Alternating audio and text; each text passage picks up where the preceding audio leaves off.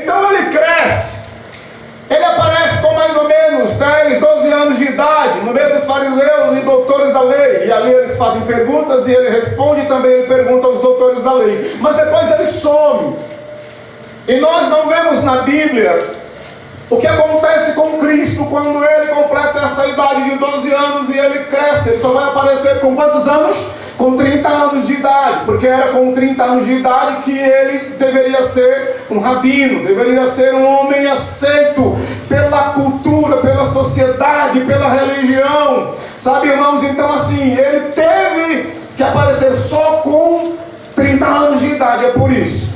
Não pode de forma nenhuma alguém naquele contexto, naquela época, ser na realidade rabino, um mestre, antes dos 30 anos. Então ele passa dos seus 12 anos até os seus 30 anos de idade estudando na escola de Hillel, ou Hillel, como você queira falar. Foi lá que Cristo aprendeu a falar por parábolas. Hillel, ele era na realidade um grande mestre, um grande rabino naquela época. E o seu colégio, ele formava muitos rabinos. E a maior forma, a principal forma de se ministrar a palavra, de se ministrar os profetas, de se interpretar as escrituras e as profecias, era em forma de parábola. É por isso que você vai ver muitas vezes Jesus ensinando por parábola. Não é que veio dele mesmo, ele foi para uma academia, um colégio chamado Colégio de Hillel. Você que estuda teologia, que é formado bacharel em teologia, mestre, doutor, você sabe muito bem do que eu estou falando, que isso é a pura verdade.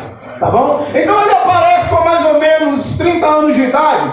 E quando ele aparece com 30 anos de idade, ele precisa agora ter uma diretoria. Não era permitido de maneira nenhuma, nenhum rabino naquela época pregar sozinho a palavra do Senhor. Então ele precisava de uma diretoria, como nós precisamos em uma igreja. Então o que acontece? Ele vai chamar 12.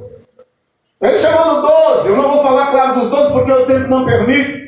Mas ele vai chamar algumas pessoas menores de idade. Você sabia que os discípulos, em sua maioria, eram menores de idade? Eu estou tirando só algumas, fazendo só uma introdução para começar a pregar, para você entender aonde eu vou chegar. Tinha discípulos de Jesus que tinha 14 anos de idade, 15, 16 anos.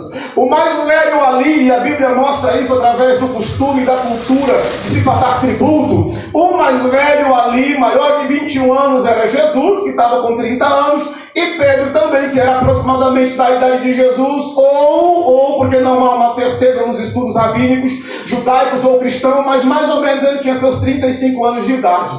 Era um pouquinho mais velho, mas só para você ter uma ideia, você já ouviu falar, claro, de outros pregadores, já deve ter lido também alguns livros falando sobre isso. A prova está no discípulo, no apóstolo João, que João tinha 16 anos de idade. João tinha apenas 16 anos de idade. Mateus, algumas pessoas pensam que Mateus era um homem com seus 30, 40, quase 50 anos de idade. Mateus tinha 18 anos de idade, já trabalhava na coletoria para coletar impostos públicos para Roma. E muitos eram jovens, só Pedro era maior de idade com Jesus. A prova bíblica, pastor, é quando ele vai pagar um imposto para Roma. O imposto só podia ser pago por pessoas acima de 21 anos. E quando Cristo ele envia Pedro para pegar um peixe, e da boca desse peixe pegar uma estarta ou uma dracma, como você entenda melhor, ele pega aquela pedra preciosa ou pega aquela moeda, e ele chega na alfândega, e ele vai pagar. Jesus disse: paga por mim e paga por você, Pedro. E só podia pagar, só era cobrado quem tinha 21 anos de idade para cima. Os outros apóstolos não pagavam. Isso indica que eles não tinham 21 anos. Posso ouvir um amém? Eu quero que você levante a sua mão direita para o céu, que eu vou começar a pregar agora, e dizendo para você, querido, não se sinta rejeitado pela sua idade, pela sua fraqueza, pela sua timidez, pela sua pequenez. O Deus que usa adulto, que usa pessoas fortes, usa também pessoas menores, usa pessoas fracas, usa pessoas, aleluia, que não se sente nada, que se sente fraco. Essa noite Deus está começando a falar. Não olhe para a sua limitação, porque para mim não há tempo, não há espaço, não há altura, não há profundidade. Eu estou procurando corações quebrantados e contritos. Ele está procurando um coração sincero, independente da idade, porque o Deus que usa um homem usa uma mulher. E o Deus que usa um adulto usa uma criança também, para a glória do santo nome dele. Você concorda comigo? E aí ele vai escolher agora Para você ver que ele vai montar uma tesouraria, ele vai escolher agora um tesoureiro. Quem era o tesoureiro rapidinho? Judas. Quem? Três, tu fez falar dominicano. Tem ainda não. 3 pessoas só falou, era Judas, viu? Tô brincando. Judas era o tesoureiro. Mas ele precisava de uma diretoria, então um só não forma uma diretoria. Ele vai chamar agora alguém para escrever as suas narrativas, os seus ensinamentos. Ele precisa de um escriba, hoje nós chamamos de secretário, que escreve tudo. Tanto é a prova que foi João, com 16 anos de idade, que quando João está na Santa Ceia, ele não podia sentar distante de Cristo. João, ele tinha que sentar ao lado de Cristo. Ele reclinava todas as vezes quando ele se reuniu e sentava para ouvir melhor. Mais ou menos assim, olhem para mim, por favor. A Santa Ceia posta, e quando Jesus ia falar, ele reclinava sempre a cabeça no peito de Jesus, mas não era para descansar, ou porque Jesus o amava, como alguns pregadores dizem, ele queria ouvir o que Cristo estava falando, para ele não perder ponto, nem vírgula, nenhuma letra, para que ele escrevesse tudo e nada se perdesse. Então ele era o escriba. Mas a lei daquela época também diz para um rabino formar um grupo ou uma diretoria para poder ele ministrar e ser aceito nas sinagogas, ele tinha que ter também uma proteção. É por isso que vai aparecer no cenário Pedro com uma espada. Posso ouvir um amém? Amém. Então Pedro vai aparecer porque ele precisava proteger tanto o rabino, que é o seu professor, que é o seu mestre, que é o seu guia espiritual, como também proteger o grupo todo e as finanças que eram colocadas dentro do alforje. Então a diretoria está formada. Jesus ele vai lá na frente, alguns anos depois, para ser mais preciso, 3 anos depois, Jesus agora ele vai ser capturado, ele vai ser preso, claro que injustamente, ele vai ser julgado, vai ser condenado. Jesus ele vai morrer sob a ordem e o poder de Pôncio Pilatos. Ele vai ser levado pela Via Dolorosa lá em Jerusalém, na Jerusalém Antiga. As ruas são tão apertadas, queridos, que não cabe 3 pessoas ou 4 passando ali, é tão apertado. E ele carregava aquela cruz, linchado, desfigurado, esbofeteado. Aquele que era o autor da vida, aquele que é a luz, que todo homem quando nasce recebe essa luz, ele estava ali entre nós. E ele vai carregando aquela cruz, o seu sangue vai sendo manchando, vai deixando marcas nas suas pisaduras. E quando ele chega lá no Gólgota, no lugar da caveira, ele é pendurado no madeiro, ele se faz maldito. Quando ele se faz maldito, ele é tirado de lá, ele é enterrado. Eu estou falando rápido porque eu quero chegar na pregação. E ele chega, é tirado, ele vai sendo colocado numa tumba de Arimateia. E quando ele é colocado nessa tumba, é selado essa tumba. Aí passa o primeiro dia, passa o segundo dia e o terceiro dia. Quando está no finalzinho do terceiro dia, aleluia, você pode levantar a mão comigo? Quando passa que está chegando já o finalzinho, aleluia, aquele que era desde o princípio, a Bíblia diz que a morte não pode segurá-lo no inferno, o seu corpo não pode ver a corrupção, então ele levanta, aleluia, toma essa tumba, se abre, e o Rei da Glória ele sai, o Rei da Glória ele sai, e ele diz: todo o poder é me dado nos céus e na terra.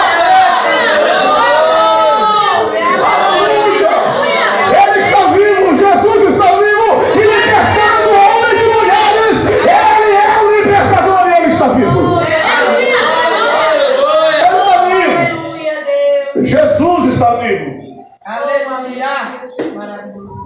Só que aí o tempo passa. Bora correr rapidinho. Eu quero chegar logo na pregação. Sair dessa introdução, pelo amor de Deus, não é? E Jesus agora ele vai passar um período de dias com os discípulos. E quando Jesus ele passa esse período de dias com os discípulos, ele precisa subir e tomar o seu assento à destra da majestade. Eu tenho um tempinho ainda. Jesus ele vai subindo. Eu quero que vocês vejam comigo, por gentileza, por favor. E Jesus ele vai subindo. Você está vendo ele subindo comigo, amém? Ele vai subindo, ele é oculto. Jesus vai ser oculto nas nuvens aos olhos dos discípulos. Os discípulos vão continuar a missão de Cristo, mas Cristo ainda tem uma missão para resolver, para terminar, para fazer, para executar. Está lá na carta aos Hebreus. E quando ele sobe, que ele está chegando no reino, aleluia. Você está vendo comigo, amém? Isso vai acontecendo? Só que lá, irmãos, tem anjos da guarda real. Posso ouvir um amém? Quem estudou angelologia sabe do que eu estou falando. Então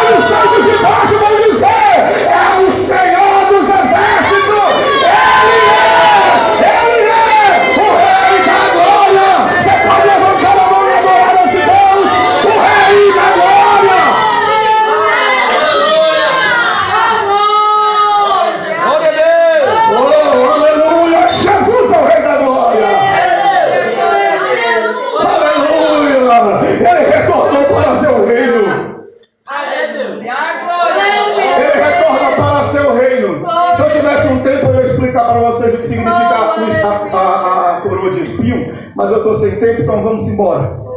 Porque outro dia eu concluo, prego bem direitinho essa mensagem, vou explicar passo a passo a queda de Cristo com a cruz, a coroa de espinho, o manto, tudo tem um porquê, tudo ali é simbólico e tem um porquê, tá bom? Então, na realidade, queridos, vou sair da introdução agora, você acredita? E Cristo ele chega lá em cima, no reino de Deus tem um tabernáculo original. Quem lê a palavra de Deus sabe que Moisés, quando fez o tabernáculo aqui na terra, ele fez apenas a réplica do que era original. Lá em cima tem um tabernáculo celestial que não foi feito por mãos humanas, foi feito pelo Deus Todo-Poderoso. E a Bíblia diz que Jesus ele entra e ele vai até ao altar celestial. E ele precisa derramar o sangue dele lá também. Você já ouviu isso? Então ele chega diante do altar, do verdadeiro altar que está lá em cima, e ele derrama o seu sangue, para que o Pai assim recebesse o sacrifício vicário, expiatório e redentor. Por que é vicário? Porque tomou o nosso lugar. Vicário quer dizer vigário, é aquele que não é o original, é o substituto. Ele tomou o lugar, porque a cruz não era para ele, a cruz era para mim, era para você. Então a morte de Jesus foi vicária, foi expiatória. Por que foi expiatória? O ato de expiar significa cobrir. É como que levantasse esse tapete, colocasse o lixo de baixo, lá para baixo, ninguém vai ver mais, todo mundo passeia, mas embaixo está escondido. O sangue de Cristo cobriu todo o nosso pecado.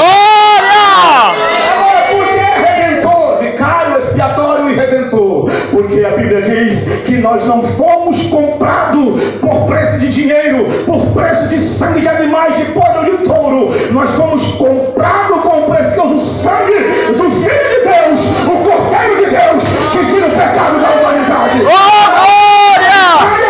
Expiatória e redentora. Redentor quer dizer aquele que redime, aquele que compra. Então eu não sou de mim mesmo, você não é de você mesma, a igreja não é da igreja, alguém nos comprou, e se ele nos comprou, ele é o nosso Senhor, ele é o nosso dono. Você pode adorar o seu Senhor. Aleluia, ele é o nosso Senhor. Ele nos comprou com todo esse sacrifício. Só que aqui embaixo está acontecendo algumas coisas. Pedro ele vai tomar a frente, e Pedro agora vai levar a igreja avante. Eles estão agora num dia de Pentecostes, que é uma festa judaica, e Deus derrama sobre eles o Espírito Santo. Acontece dois fenômenos ali, eu não vou entrar em pormenores. Claro, o tempo. Mas na realidade, alguns dizem que ali eles receberam dons de línguas estranhas. Outros dizem que eles receberam ali o dom de língua dos homens. Mas na realidade eles receberam os 12 dons ali. A Bíblia diz, você não precisa de um professor de teologia ou de um mestre para entender isso, é só saber ler. Lá está escrito, foi visto sobre eles línguas repartidas como fogo. E depois eles passaram, a Bíblia diz passaram, ou seja, não foi no momento. Primeiro línguas de fogo, que ardia, que queimava, ninguém compreendia. E depois a manifestação do dom da língua dos homens. Tanto é que depois todos os homens que estão na festa passam a entender aqueles homens, os discípulos que estavam falando ali da língua materna de cada um estrangeiro que ali estava. Então duas manifestações de línguas aparecem ali. Línguas estranhas, que é a língua de fogo e a língua dos homens. Mas a igreja vai crescendo. O número vai crescendo. Logo Pedro ele começa a pregar e ele vai agora ganhar mais ou menos 5.000 pessoas para Cristo. E a igreja cresce. Só que escute bem, quando a igreja começa a crescer, ou quando um homem e uma mulher começa a crescer e se destacar, o diabo levanta logo pessoas invejosas para tentar parar. Meu Deus. Não é assim? Sempre quando nós nos destacamos numa obra, sempre quando nós saímos do nosso conforto e falamos, agora eu vou pegar a cruz e vou seguir, agora eu vou me despir do meu eu. Quando nós fazemos isso, a igreja cresce, nosso ministério cresce, a nossa vida como homem, ou como mulher, como esposo, ou como esposa, como um profissional em qualquer área, quando nós começamos a fazer a vontade de Deus da maneira que é para ser feita, começamos a crescer e o diabo começa a perseguir, querido. Mas deixa eu dizer uma coisa para você, levante a mão direita agora que eu quero profetizar mais uma vez. Pode se levantar quem for, o inferno, o diabo, a besta, o anticristo, pode ser um falso irmão, pode ser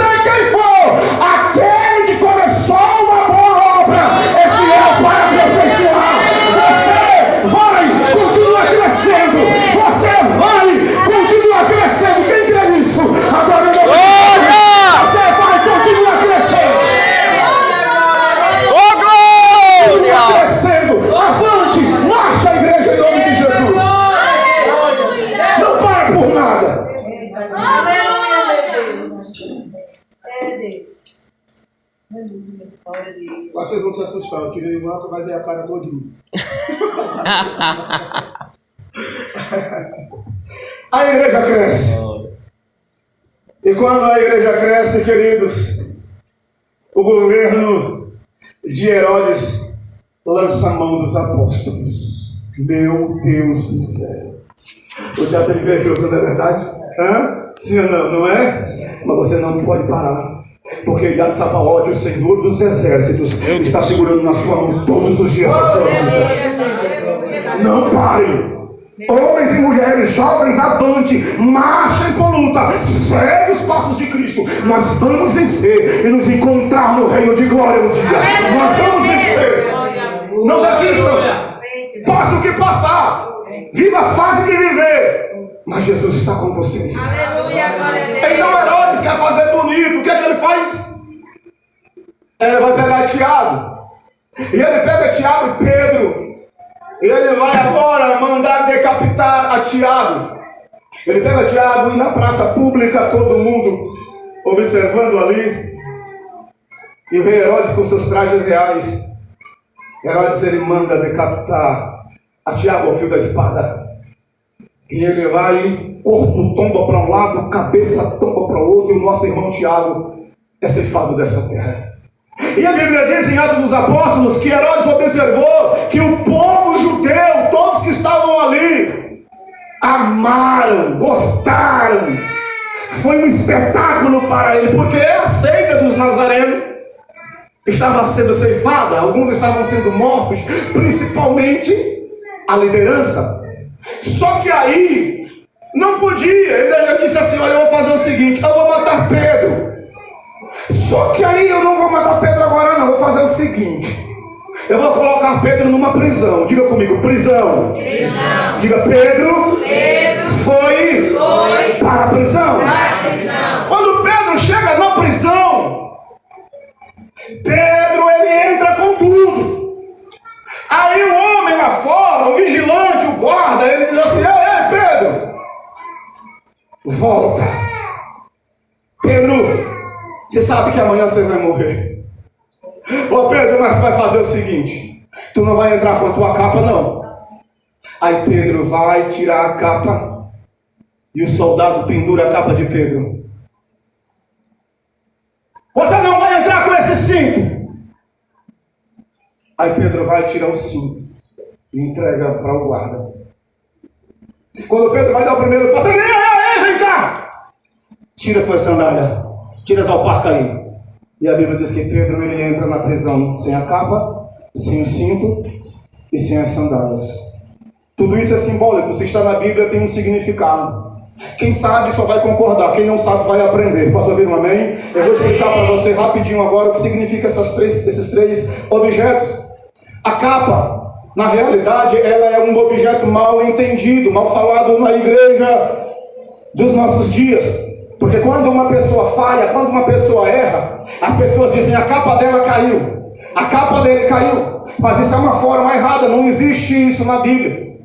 Capa na Bíblia é sinal de quê? De autoridade, de quem governa, de quem é cabeça. Moisés usava capa. Quando Moisés ouviu o conselho de Jetro para pegar 70 homens e formar o primeiro sinédrio ali no deserto, todos eles como ministros, 70 homens, 71 com Moisés usavam capa.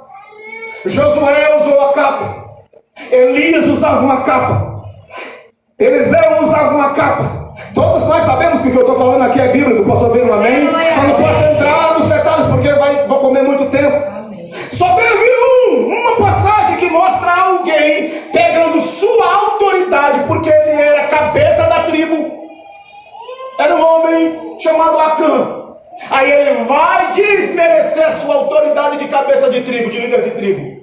Ele tira a capa dele, que era uma autoridade, ele esconde os objetos, tesouros, que eram amaldiçoados de Jericó, cava na sua tenda, enterra lá. Aí é daí que sai esse jargão: a capa vai surgir, a capa vai cair. Mas está errado, capa não é erro.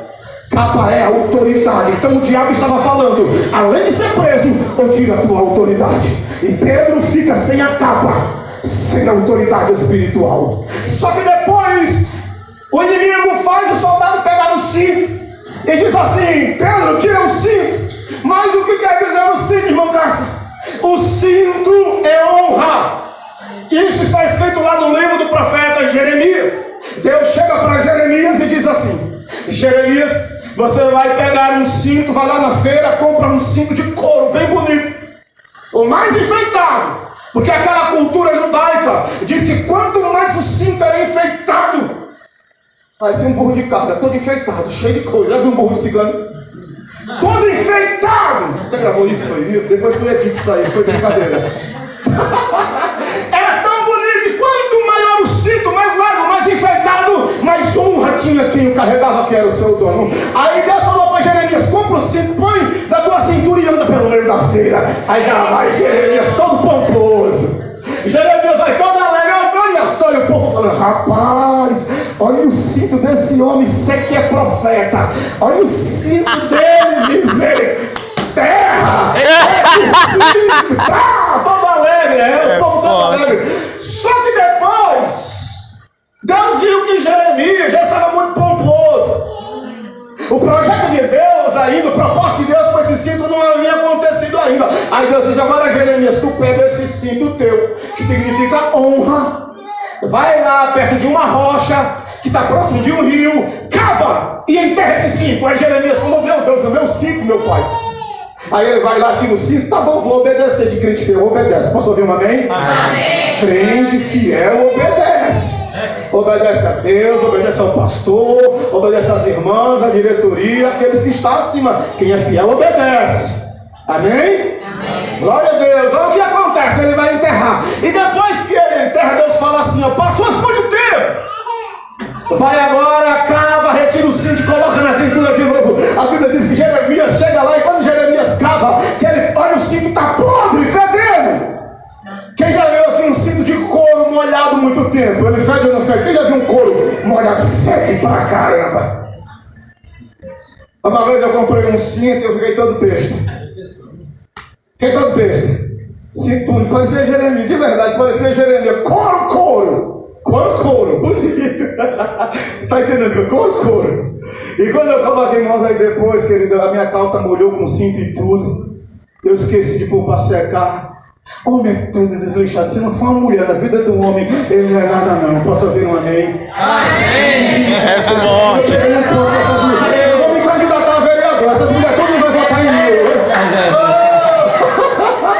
Olha, irmão, trata bem a mulher. Trata bem tua esposa. Mas é isso que eu quero falar. Não me ajuda. É forte. É muito forte, Jeová. Fala, Jesus. Mas depois eu ajeito os homens também, viu? Olha o que acontece, querido, meu cinto fedor. Eu falei assim: meu Deus, eu falei pra minha esposa: mas que fedor que eu tô. Aí eu falei: eu não sei. Eu falei: não sei o que está acontecendo. Tá um fedor tão grande. Eu ando assim, eu passo de perto de um ventilador e o fedor anda, eu tô com vergonha. Sim, será? Eu fiquei todo... Eu tomo banho. Não parece, mas eu tomo, viu? Eu tomo banho. Era o cinto. Quando eu tiro, que eu cheiro, o cinto estava em carniça. Aquele cinto que eu amava tanto, eu joguei fora. Então, voltando, Jeremias colocou o cinto na sua cintura, ele começou a andar e o povo começou a dizer: que homem fedorento. Está na Bíblia, gente.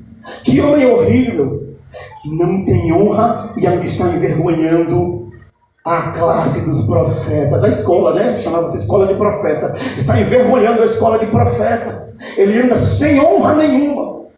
Eu estou falando só isso, pegando essa passagem para vocês entenderem que cinto na Bíblia representa honra. Amém? Capa, autoridade, cinto, honra. Então, quando Pedro foi entrar na prisão, tira a tua honra, tirou o cinto de Pedro. O diabo arranca tudo do homem. Se ele tiver uma brecha, se ele tiver uma oportunidade, ele arranca tudo de você. E eu tenho certeza, irmãos, mesmo que por fora vocês estão bonitos, estou sentindo um cheiro tão agradável de perfume, vocês estão perfumados, parabéns, não está parecendo meu cinto não, daquela época. Mas, se Deus me deu essa palavra, é porque tem pessoas aqui que estão passando por um momento de dificuldade. Pessoas que estão buscando a Deus. Nem que seja uma. Mas Deus não erra o alvo. Toda palavra tem um alvo, e o alvo é o coração, é a vida de alguém. Você vê um Mas a Bíblia diz que para cada dia de vergonha, Deus dará dupla honra. Quem pode glorificar o nome de Jesus? Para cada dia de vergonha, Deus dará dupla honra. Glória a Deus, aleluia, Jesus. Quando Pedro entra, ele fala: volta de novo. Agora eu vou tirar as tuas sandálias. O diabo, ele tira tudo do homem, ele joga o homem na sarjeta. Ele faz o homem perder a família. O diabo faz o homem destruir seu casamento, lançar nas drogas, no álcool, na prostituição. Crianças começam a crescer, meninos e meninas sem a presença do pai ou sem a presença da mãe. E isso gera um trauma na cabeça de uma criança e vai se formar um adulto com algum tipo de deficiência. Talvez com ansiedade ou com depressão, porque não teve a presença do pai, a presença masculina dentro de casa. O que eu estou falando aqui é a pura verdade. Eu sou uma pessoa estudada. Graças a Deus. Claro que eu não vou me estribar no meu conhecimento, mas eu tenho vários diplomas. Eu sou